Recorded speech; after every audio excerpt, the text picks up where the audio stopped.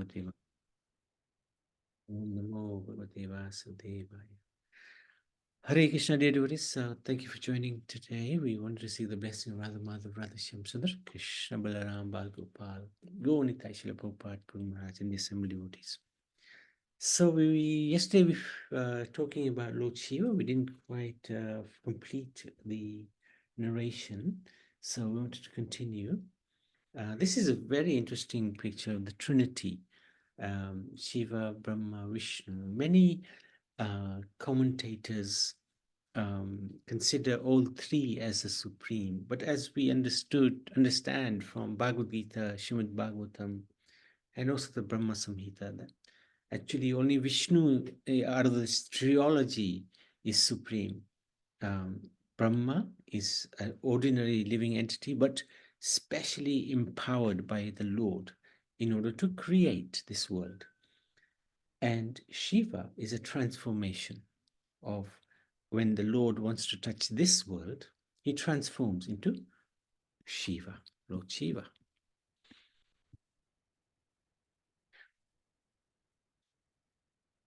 So it's interesting how this Trinity actually is something that is manifested in this material world. In one sense, this is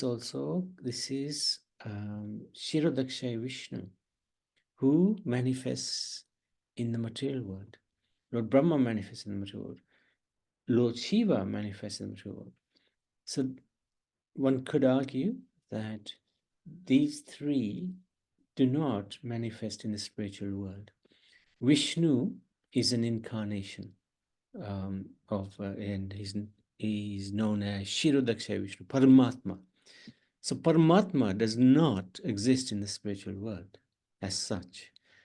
Paramatma exists in this material world because he is with every living entity. He stays as a Paramatma to guide, to protect that living entity. But as soon as that living entity goes back to the spiritual world, the Paramatma is no longer with him. There's no need for the Paramatma to be with that living entity anymore. So, anyway, position of Lord Shiva in the Trinity. Lord Shiva is superior to Lord Brahma, who is an empowered soul, but he's an ordinary living entity, but he's still given special powers by the Lord. Without those special powers, he wouldn't be able to do the work of creation. But Lord Shiva is not quite on the same level as Vishnu. So we did this the other day, just very interesting. Number of qualities possessed. Of course, God has a lot more qualities, but these are just give us an idea of the relative positions of the Jiva, Lord Shiva, and Lord Vishnu, and Lord Krishna. So 50 qualities possessed in full by a living entity, he becomes Brahma. Add another 5, that is the position of Lord Shiva. Add another 5 qualities to Lord Shiva, making it 60. We have the position of Vishnu, and add another 4 qualities to Vishnu, we have Lord Krishna. So although Krishna and Vishnu are both supreme, there's still a small distinction between them. It is therefore said that Lord Shiva is a unique living being who merits his own category known as Shiva Tattva. Tattva means truth. Shiva. There's a certain category that he is distinguished by. Shiva has his abode in Mount Kailash, and beyond this world, his abode is known as Shivalok, between the material and the world and Vaikuntha. So this is a little idea of Kailash. Lord Shiva stays there, meditates. So this is a little idea of where Kailash is situated. Is beyond this material world. Actually, this is not very good. There's another picture actually, which is more accurate, which shows that The material world is in the northeast corner of Vaikuntha, the spiritual world. And this planet of Shiva is half in the spiritual world and half in the material world. So this is very interesting. Lord Shiva is one of the Gunavatars in charge of the mode of ignorance. It doesn't mean he is in ignorance. He's in charge of it. And he destroys the universe at the appropriate time. This is one of his functions. It's not that Shiva is violent. It's just his job. Lord Shambhu, Shiva, is regarded as the greatest amongst devotees of Lord Vishnu. Vaishnav Nam Yatha Shambhu. This is from Srimad Bhagavatam, 12th canto, 13th verse, 13th chapter, 16th verse. He has many names. Shadashiv, the original form, who resides between material and spiritual worlds. Shambhu, auspicious. Shiva also means auspicious. Nataraj, the king of dancers. Rudra, enraged form of Shiva. Dakshinamurti, yoga form of Shiva. Vishwanath, Lord of the universe. Mahadev, chief of the demigods. Shankar, giver of knowledge. So when Shankaracharya came to this world about 1500 years ago, something like that, he's actually regarded to be an incarnation of Lord Shiva. Nilkant, blue throat, Bolanath, simple, Ashutosh, easily pleased. Wonderful names of Lord Shiva. The worship of Lord Shiva. Lord Shiva is amongst the most widely worshipped deities in Bharat. There's actually two groups, famously known as the Vaishnavas and the Shivites. Vaishnavas follow Vishnu, Shivites follow Shiva. They comprise the majority of devotees in India, in Bharat. The most popular form of worshipping Lord Shiva is in the lingam form. It is known as Shivlinga or Jyotirlinga.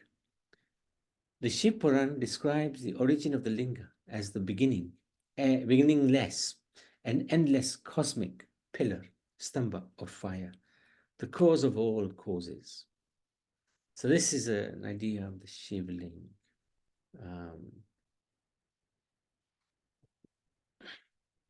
And he is worshipped, Lord Shiva is worshipped by bathing this Shivling on a daily basis.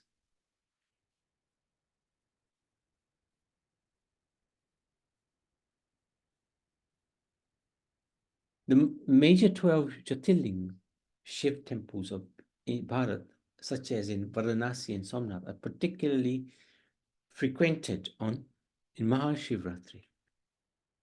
So these Jyotirlings are quite famous. Varanasi or Banaras is considered to be the city specially loved by Shiva and is one of the holiest places of pilgrimage in Bharat. So this is an idea of the Vishwanath Mandir in Banaras. Actually, now it has been completely renovated and it's a really very glorious place to visit. Often his worshippers pray to Lord Shiva to gain material wealth.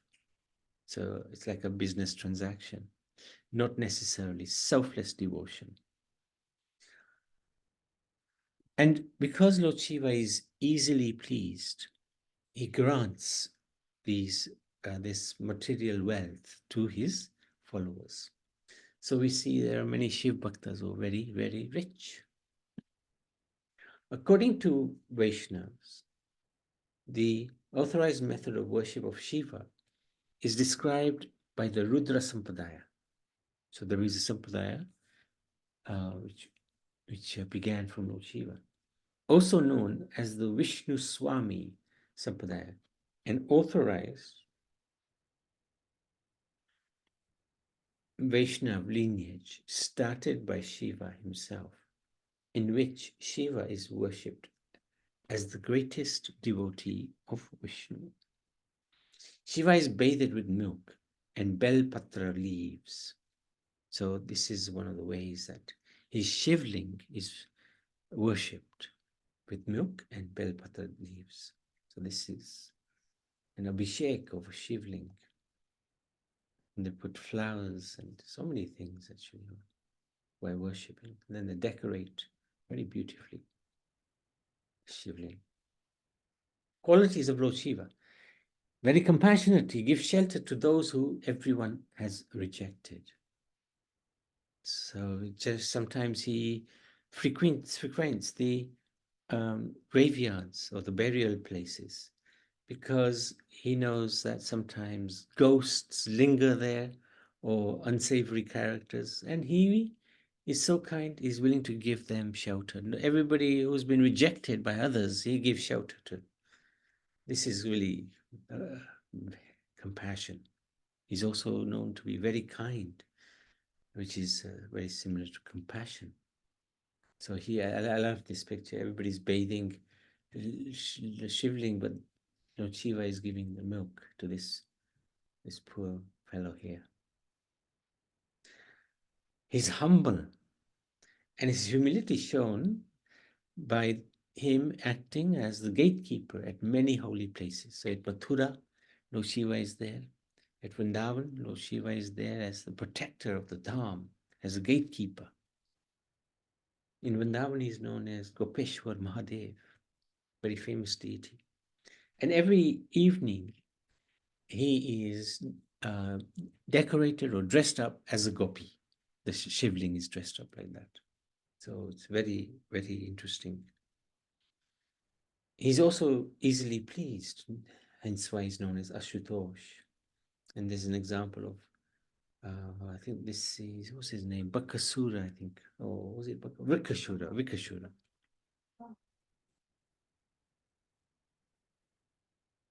Vikasura. So Vikasura, he did some very terrible tapasya, waiting for Lord Shiva. Shiva wouldn't come to him. He started cutting off his own skin or flesh. He was going to chop his own head off. So Shiva appeared before him and said, "What do you want, you crazy fellow?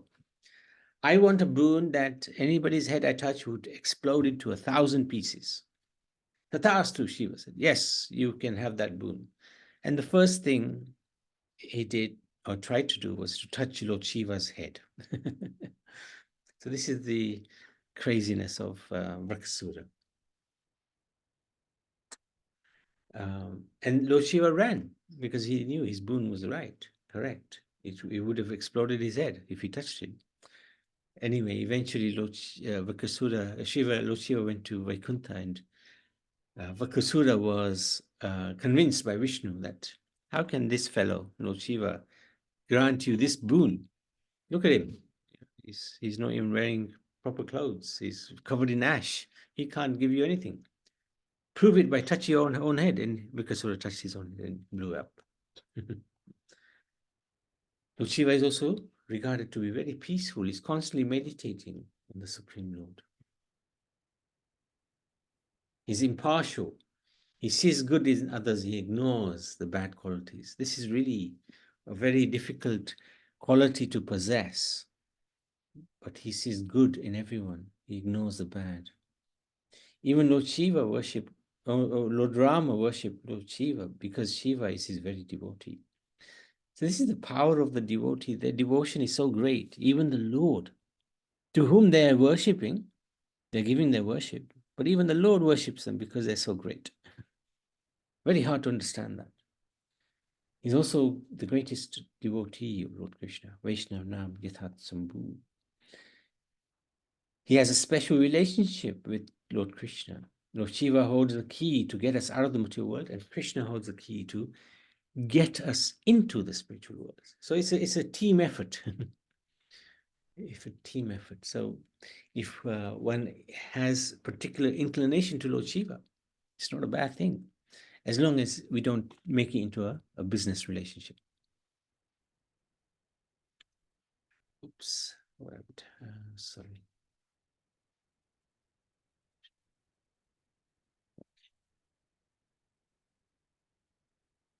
Lord Shiva is Shankaracharya. There are 12 great authorities in preaching God consciousness, and Lord Shiva is one of them. So these are the 12 Mahajans. Shiva is one of the Mahajans, a great authority on the science of God. His disciplic succession is also known as Vishnu Swami Sampradaya and is also known as Vallabha Sampradaya. The current Brahma Sampradaya is known as Madhavas Gaudiya Brahma Madhav Gaudiya Sampradaya, which is what ISKCON belongs to.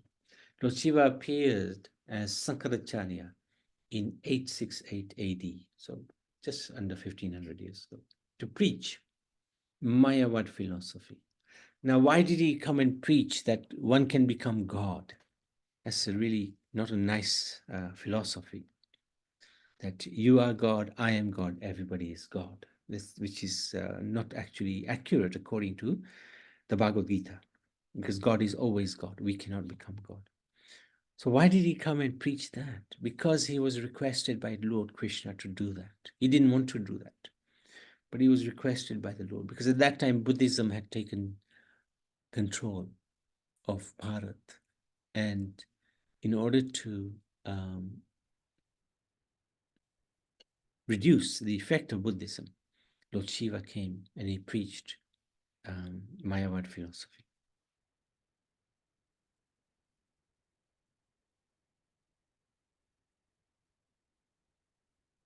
However, at the end of his pastimes as Sankaracharya, he preached the Vaishnava philosophy. Bhaja Govinda, Bhaja Govinda.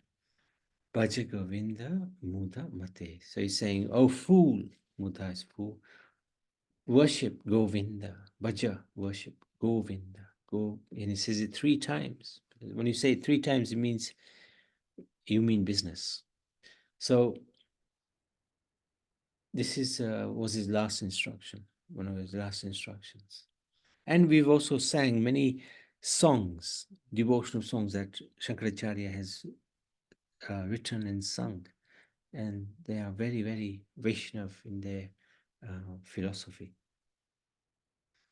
So, pastimes of Lord Shiva. He appears in this world due to the anger of Lord Brahma.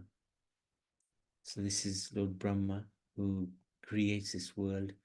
When he creates this world, he created the 4 Kumaras. And he said to the 4 Kumaras, procreate, expand the population, increase the population. But they refused. They said, no, we're going to stay brahmachari. Lord Brahma became very angry, and from his anger came Rudra in this world, Lord Shiva. He's married to Parvati and has 2 sons called Ganesh and Kartikeya. So this is the wonderful family album of Shiva, Parvati, Ganesh, and Kartikeya. Ganga was received on Lord Shiva's head when she flowed from the spiritual world. So he caught her. Otherwise, the force of the Ganga would have torn earth apart. But he kindly caught her in her hair, in his hair, and allowed her to flow on earth. Lord Ramachandra, as we talked, worshipped Shivling before crossing into Lanka. This scene often confuses devotees. Oh, Ram is a bhakta of Shiva. Actually, it's the other way around.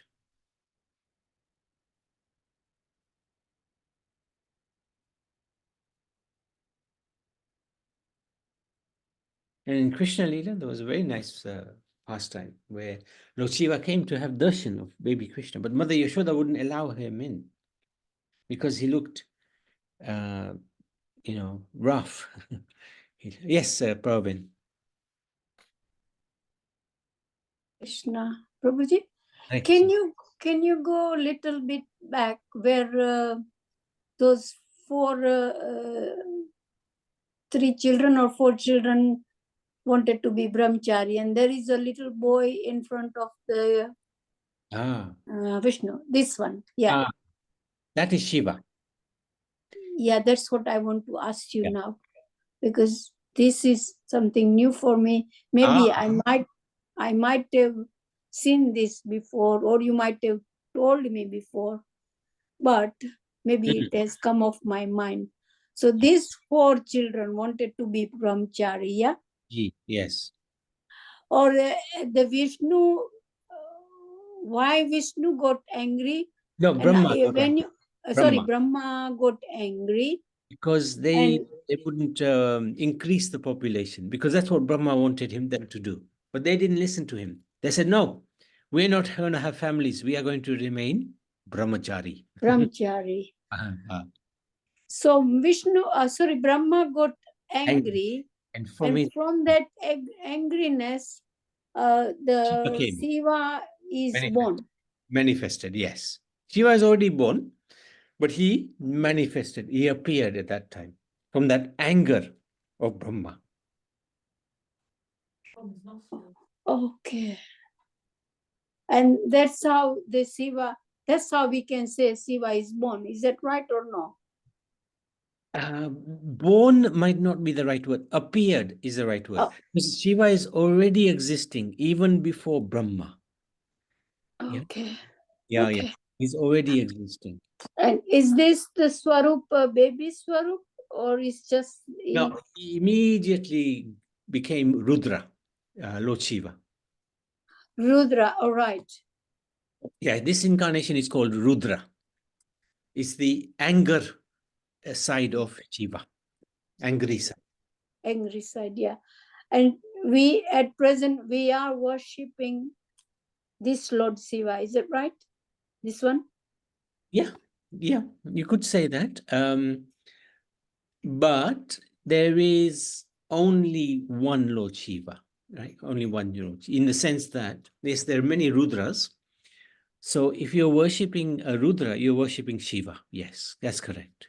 That's correct. All right. Thank you. Because it just struck my mind. I said, no, I should ask this. Yes, no, okay, good. Now it's clear. Thank you. Always ask. Thank you so much. Yeah, thank you very much. Now it's just, it will remember in my mind. Plus, we are, I think you done this katha last year or year before. Yes, that's correct. And then it is repeating again. Yeah, Shivratri. That's correct. Okay, thank you very much. Very good. Thank you so much. Prabhupada. So yes, in Krishna. Hare Krishna. Hare Krishna, Prabhuji. Yes.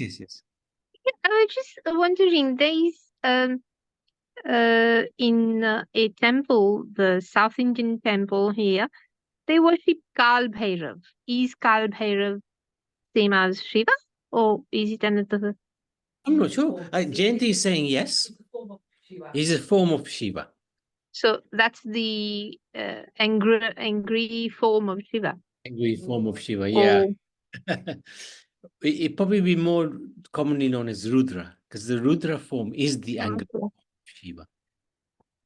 Okay. And what does he look like? Because they have the deities in the temple yard, and they do a yajna at a time, and it say that it will protect us from bad things, and yeah. Right. And what does the form look like?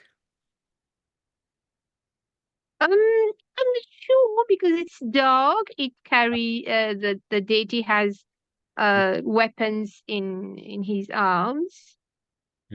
But it's not the Shiv lingam that we know, or the Shiva that is doing tapasya. Yeah. This one it's in the standing position and has arms in his hands. Right. Yeah. Wow. Okay. Interesting.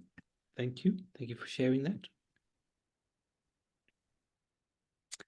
Okay, so Lord Shiva, he came to have darshan of Lord Krishna, but Yashoda, and when Krishna was a small child, Yashodamai wouldn't let him in because Lord Shiva looked, unkept. He had snakes around him, and he had ashes on his body. So Mother Yashoda wouldn't let him in, and this is the power of Mother Yashoda. He could not go in because Mother Yashoda would not let him in. So we can see the strength of devotion of Mother Yashoda is so great. But when Lord Shiva went away, Krishna started crying, and he wouldn't stop. no matter what. They tried hard to stop him crying, but he wouldn't stop.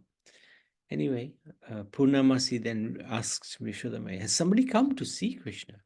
Oh, yes, there was this crazy fellow who'd come. I didn't let him in. Oh, who was that? And then Yashoda describes Lord Shiva to Purnamasi. And then she said, oh, no, no, we have to call him back. So then they brought him back, and immediately Krishna stopped crying as soon as he saw Lord Shiva. So this is a really amazing pastime. Also, Lord Shiva was allowed to enter into the Ras Leela as Gopeshwar, but he had to change into a gopi. So the gopis changed him into a gopi. He couldn't appear as Lord Shiva because there's only one Purush, only one male in the Ras Leela, and that's Krishna. So here he is. You can see the half moon there. And he entered the Ras Leela. Okay, Jayanti just found this. Bal Bhairav is believed to be the Kal Bhairav is believed to be the Kotwal chief police officer of creation. Everyone wants to exist in creation. He gives protection from fear or phobia of all energies, or of all devotees, to all devotees. So this is Gopeshwar Mahadev in Vrindavan. This is the deity that they dress up as gopi every evening. And this is also in Vrindavan. You can see Shiva is a gopi. He's got the snake, the cobra there. Beautiful. As Advaitacharya, because Advaitacharya was also an incarnation of Shiva and Mahavishnu. So as Advaitacharya, he forced Lord Chaitanya to appear on earth. And also Lord Chaitanya met Lord Shiva and spent 3 days in Kailash with Lord Shiva. So many pastimes actually. Then there's the Mohini Murti pastime of Lord Krishna. She is the female incarnation of the Lord. And when Lord Shiva saw her, he became very attracted to her because she is the Supreme Lord herself. And then there's so many pastimes discussed in the Bhagavatam about Lord Shiva's pastimes with Daksha, the Pratechas, Pachetas, and with Parvati, so many discussions. Shiva explains to Parvati, at Kashi, when someone dies, they are liberated. So many people go to die there. Lord Shiva explains that because he is always chanting the name of Ram, and Vayu, the wind god, spreads the name everywhere in Kashi, people are liberated. So that's why many people go to Kashi to die. Shiv Bhaktas especially. Lord Shiva is there. He's meditating on Ram, chanting the name of Ram. And this actually, because of that, people are liberated. They hear the name of Ram because Lord Shiva is chanting. Ganesh is worshipped first before any auspicious activity because he won the race among the demigods by circulating Ram's name 3 times. And this is Lord Shiva's explanation to Parvati about the glories of Lord Ram name. They have a really unusual family.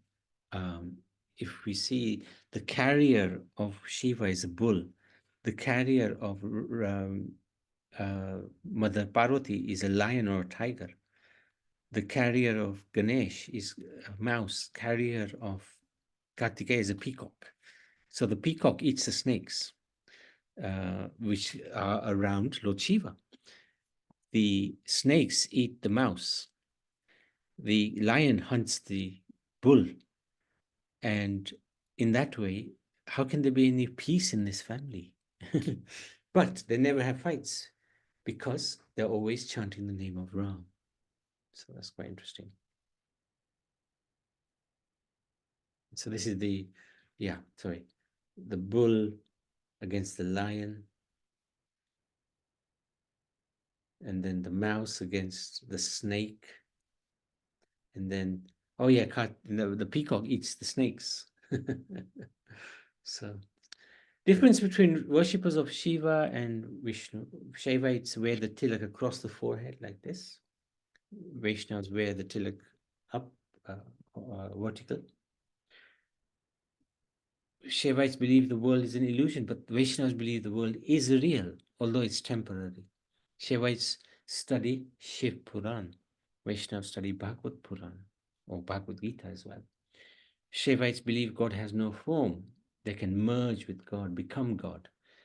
Vaishnavas believe that the ultimate form of God is personal, and we are God's servants. Some Shaivites smoke bhang and cover themselves with ashes. Vaishnavas follow the 4 rules of devotional service. So that's quite a lot about Lord Shiva. We can stop there. Shivratri is the main occasion. Every month there's a Shivratri, and then once a year there's Maha Shivratri. So devotees fast, Vaishnavas fast as well on that day, because they honor the greatest devotee. In fact, the gopis, they approached Katyani Devi and Lord Shiva to have Krishna as their husband.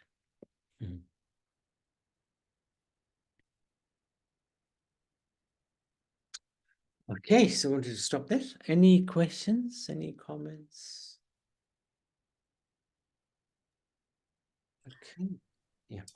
Prabhuji, are the people still going there in the Kasi at present or Yes. no? Yes. Most definitely. Many people go there to leave their bodies, when they're old, they go there to die. Because they have the faith that Lord Shiva will protect them. And he will. In fact, he will. And is it like when they go there, is it like there are ashram? Yes. Or they will not eat food and just No. stay? Many ashrams, they are that just for that purpose. Just for that purpose. Come, you can die here. That's correct. But then they will eat food or no? Yes. I mean, it'll be a natural death. Slowly. Yeah. Okay. Yeah. Some will not fast. Some will just have water. Some will just fast. Yeah. But they can. Still, people are going there, yeah? Yeah.